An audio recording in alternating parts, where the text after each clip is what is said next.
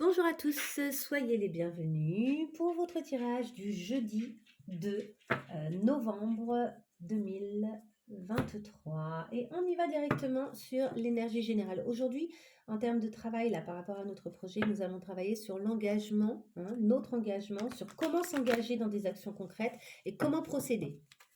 On va aller voir après. Allez, on y va en tout cas sur notre énergie générale pour ce jeudi 2 novembre. L'énergie générale, les gens qui regardent cette vidéo, une première carte générale pour nous donner une petite idée de l'état dans lequel nous nous trouvons. Et nous avons la force, il y en avait deux, une cachée derrière, la force et la justice. Un équilibrage de nos capacités, la prise de conscience aussi de nos capacités, une belle gestion de nos émotions. On est capable de faire beaucoup de choses aujourd'hui et avec beaucoup de justesse, je dirais. Et l'amoureux, un choix peut-être à faire. Peut-être qu'il y a des actions à poser qui vont être vraiment en lien avec, avec justement peut-être ce projet, on va voir, mais qui nécessite en tout cas un choix, de peser le pour et le contre.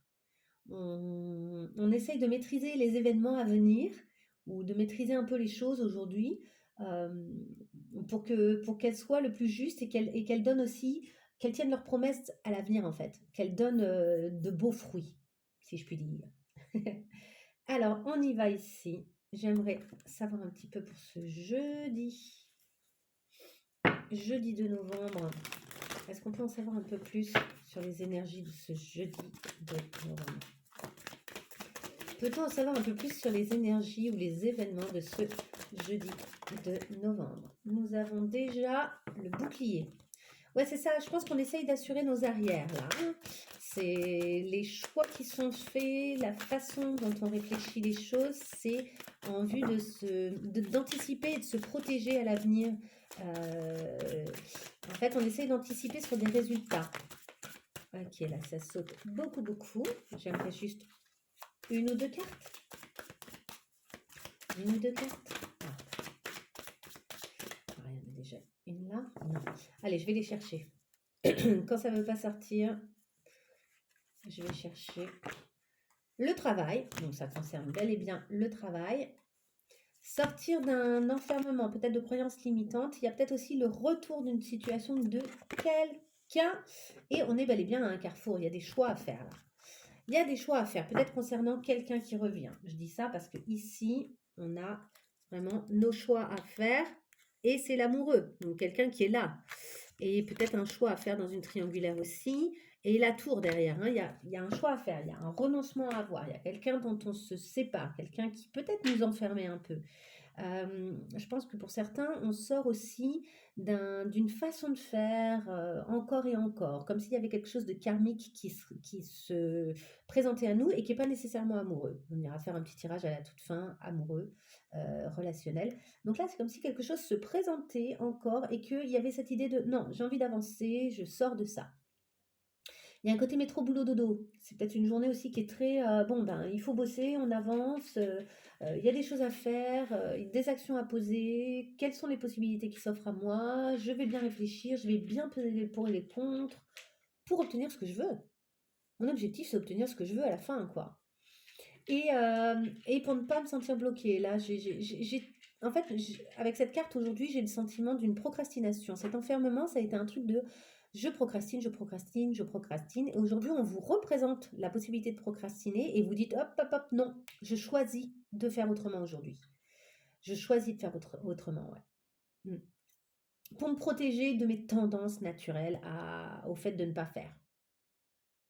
Ou au fait de refaire pareil, quoi. Je veux faire différemment aujourd'hui. Ok, intéressant. Je ne sais pas ce que ça concerne. N'hésitez pas à me le dire si pour vous c'est clair en fonction de votre histoire de vie, de quoi ça vous parle. Ouais, vous voyez, l'as de coupe est tombé à l'envers là. On nous dit, on n'a pas envie de repartir dans quelque chose et de rouvrir une porte. Alors, on va aller voir maintenant par rapport à ce projet qu'on souhaite faire. Comment est-ce qu'on s'engage et comment procéder? Donc, on va retourner voir un peu à quoi dire oui, là, c'est-à-dire que vraiment, dans ce qui va se présenter à nous, attendez, avant de dire ça, on va faire les 3 actions à mettre en place avec 3 cartes. Vraiment, 3 actions à mettre en place. On ira voir ça. Sortez vos cahiers hein, pour ceux qui veulent prendre des notes. Ensuite, on aura une carte sur à quoi dire oui. Yep. Ah, la justice, hein, elle ressort, elle vient se poser sur la justice là. Ouais, protégez-vous, faites les choses qui vont vous protéger. Et le 4 de bâton, il y a des choses que vous ne ferez pas seul, je pense. Ok, donc à quoi dire oui et à quoi dire non. Et en fait, à la fin, on aura une dernière carte qui sera, comme d'habitude, la carte conseil. Hop, et on a plusieurs cartes pour sauter et pour sauter très fort. Page de bâton, amoureux, 2 d'épée, page de coupe. Allez, on va aller voir. Allez, déjà, je vais prendre la coupe. On a le 7 de pentacle qui nous parle de la patience qui a permis d'obtenir certaines récoltes. Donc là, on nous parle aussi de la patience. Dans ce qu'on va mettre en place, il faut être bien conscient, et de la tempérance, donc de la patience et de la patience. On ne nous parle que de ça. Et de l'harmonisation à l'intérieur de nous. Tout va arriver, tout va advenir. Là, il faut croire en notre destin, ça va se faire.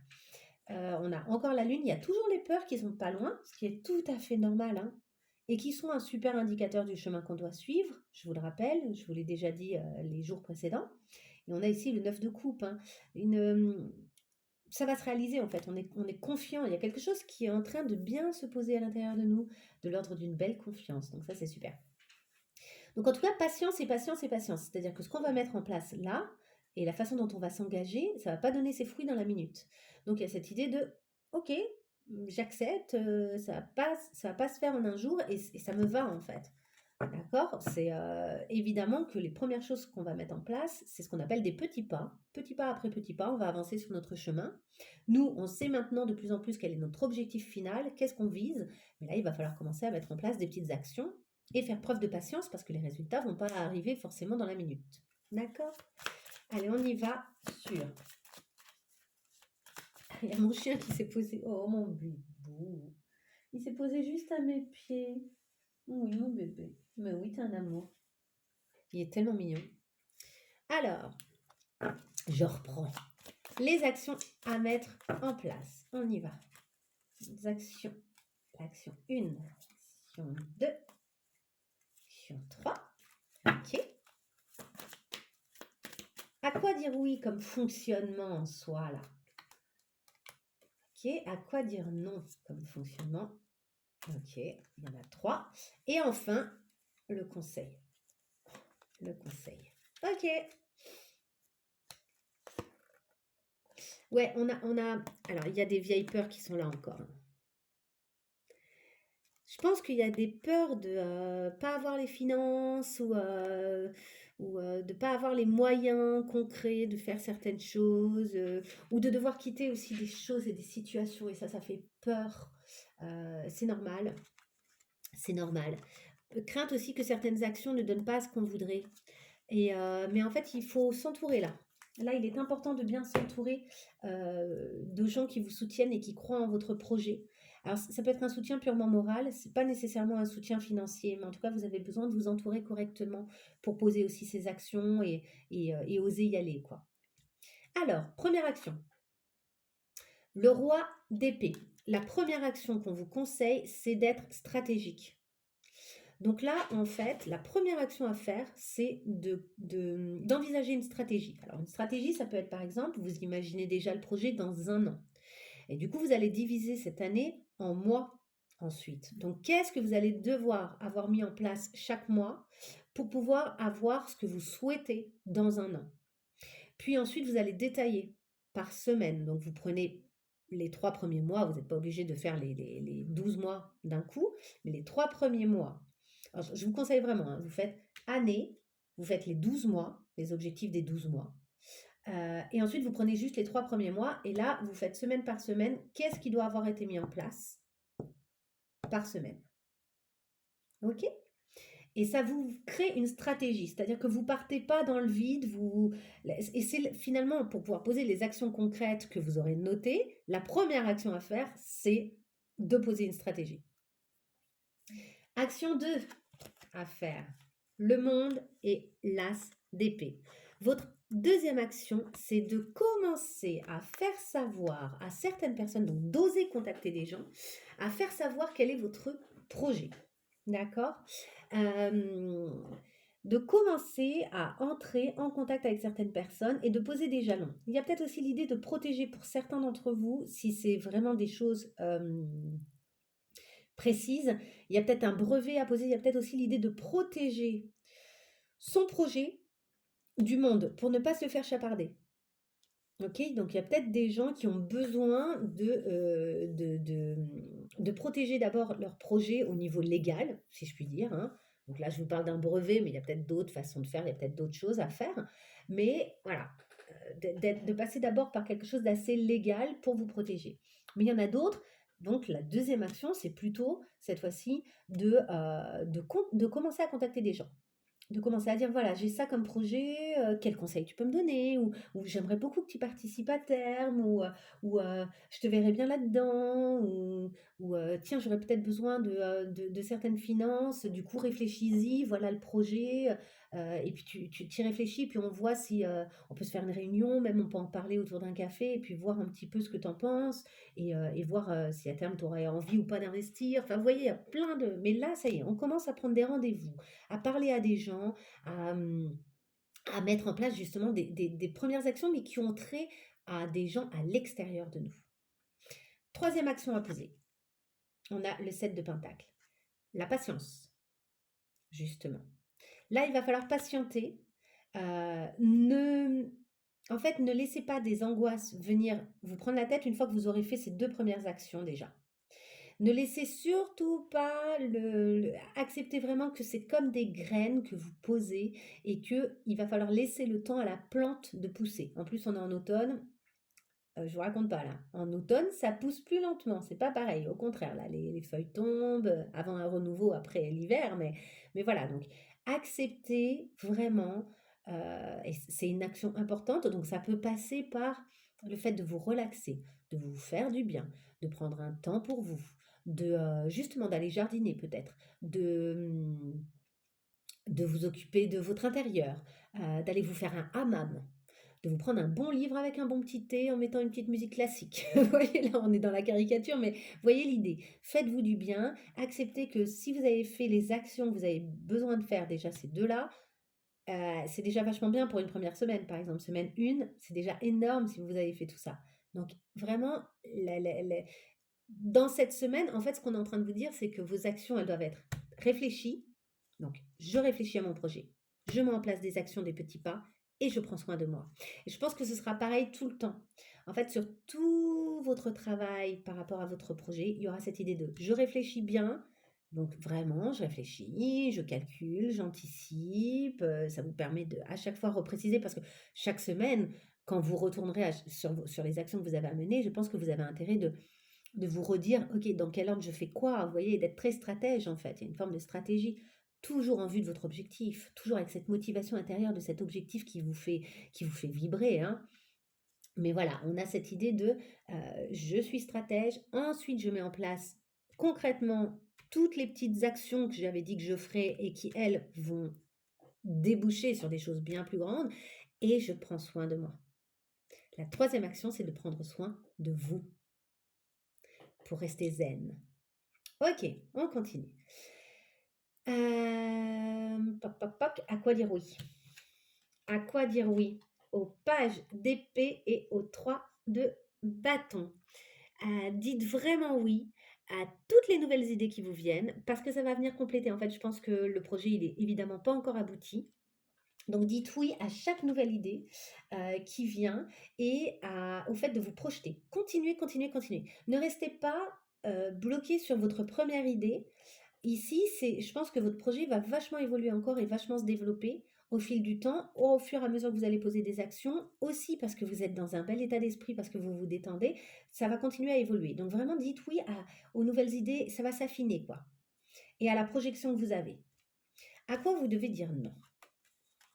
Alors, on a le cavalier de pentacle, la reine d'épée et pendu. Alors, ici déjà, on sent qu'il y a un petit blocage.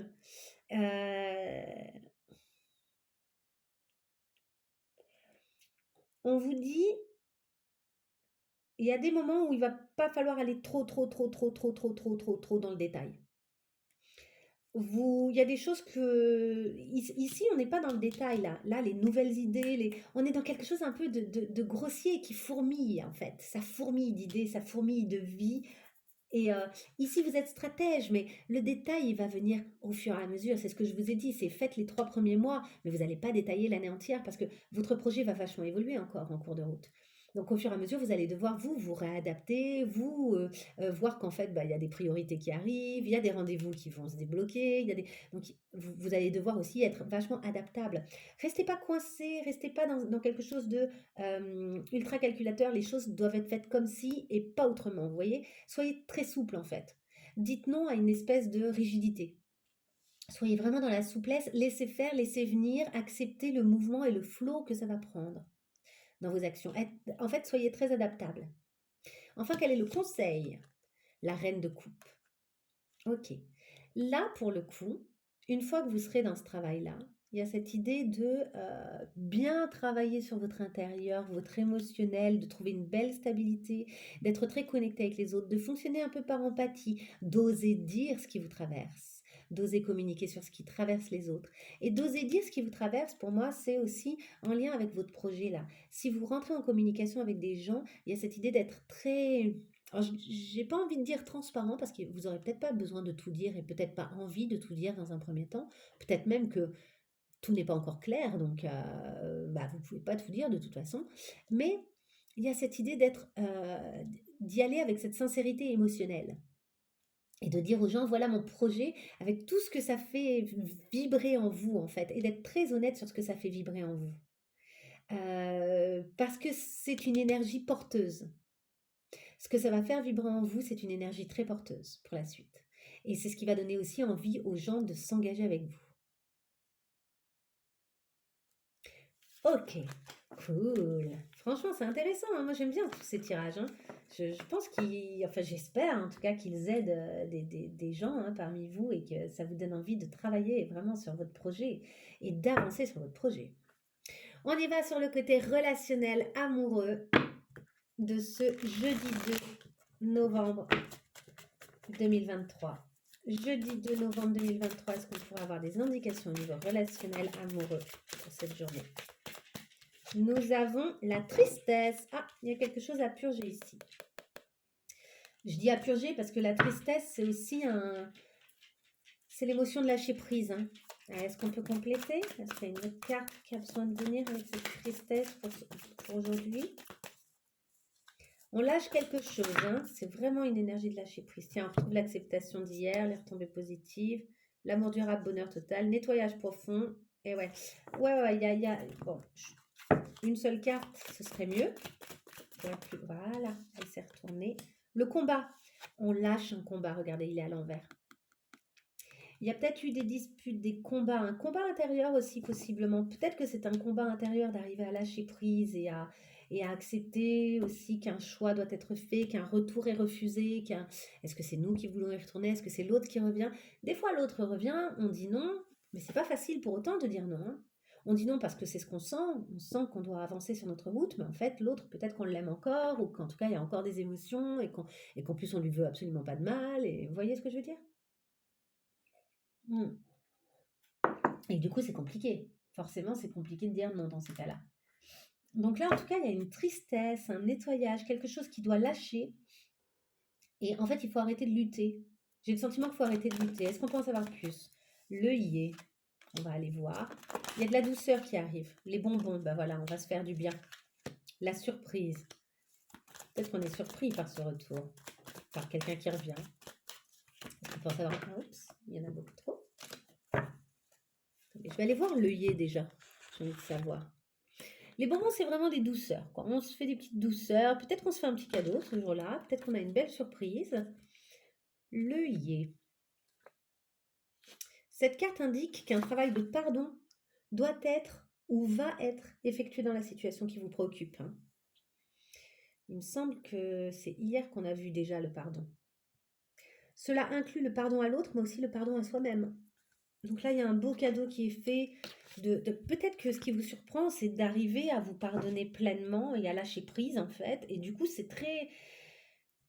euh, en fait, ça vous fait vachement de bien. J'ai l'impression que ce relâchement, cette détente vous fait vachement de bien. Enfin, cette détente, oui, parce qu'en fait, quand on lâche la tristesse, ça détend. Une fois qu'on a bien pleuré, je ne sais pas si vous avez remarqué, mais on est tellement détendu que souvent on dort. Ah, mon chien vient de bâiller, vous voyez, il dira pas le contraire, on dort. Donc il y a une espèce de lâcher prise sur quelque chose où on se battait absolument pour résister à quelque chose et on se pardonne peut-être aussi de s'être accroché inutilement. Et du coup, il y a une espèce de gentillesse et de douceur qui est mise en place vis-à-vis de soi-même. Et c'est ça qui nous surprend, c'est qu'on est peut-être capable à ce point-là d'amour et de douceur avec soi. Oula, beaucoup trop. Ici, on a l'aiguillage, donc une route à prendre, mais je crois qu'on décide de ne pas la prendre tout de suite. Il y a l'idée d'abord de se ficher la paix. Hein. Et le dragon, le pouvoir personnel. Donc, évidemment, elles vont se retourner, ces cartes. C'est ça hein, l'idée, mais on le sent. On sent qu'une nouvelle route vers son pouvoir personnel, c'est en route, c'est en train de se mettre en place. Et c'est assez surprenant, hein, on le sent, c'est un peu dans notre cadeau à ouvrir, mais il y a cette idée, dans un premier temps, de « Ok, j'ouvrirai ça demain. J'ouvrirai ça demain parce que là, aujourd'hui, juste, je lâche prise, j'accepte et je me fais du bien. » Et puis demain, une nouvelle route va se présenter à moi, ou bien je vais choisir et diriger les choses et prendre cette nouvelle route. Et cette nouvelle route va me mener vers mon pouvoir à moi, quoi. Mes capacités à moi et mon indépendance émotionnelle, amoureuse, et peut-être même une nouvelle rencontre, ou peut-être une reconquête, mais une reconquête de vous-même avant tout. Hein. J'ai l'impression qu'il y a quelque chose ici d'assez personnel. Hein. En ce moment, alors je ne sais pas si je parle à beaucoup de célibataires ou simplement à des gens qui sont dans des périodes où c'est particulier au niveau relationnel, et du coup, il y a cette idée de reconquête de soi beaucoup, beaucoup, beaucoup. Après, je vous dis, ça va très bien avec ce que je suis en train de vous proposer comme travail cette semaine. Mais j'ai l'impression que ça fait un bout de temps quand même que la plupart des gens sont là-dedans. Ok, la leçon du jour, l'élévation. Vous connaissez l'essentiel en fait, c'est ça. Vous êtes de plus en plus concentré sur ce qui compte vraiment. C'est la tour. Donc la tour qu'on a vue tout à l'heure s'effondrer, en fait, là, elle s'élève. C'est-à-dire que là, c'est l'aspect positif de la tour qui est en train de s'exprimer.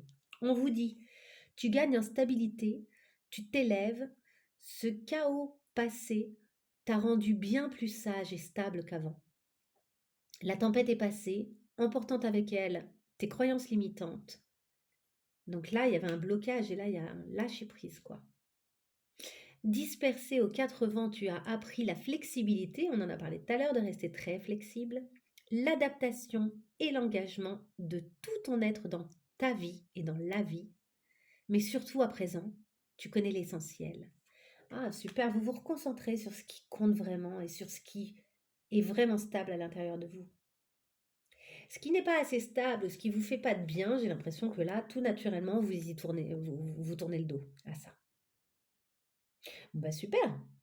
Je vous souhaite une très belle journée et je vous dis à demain pour la suite de tout ce petit travail, de tout ce petit process. À bientôt. Au revoir.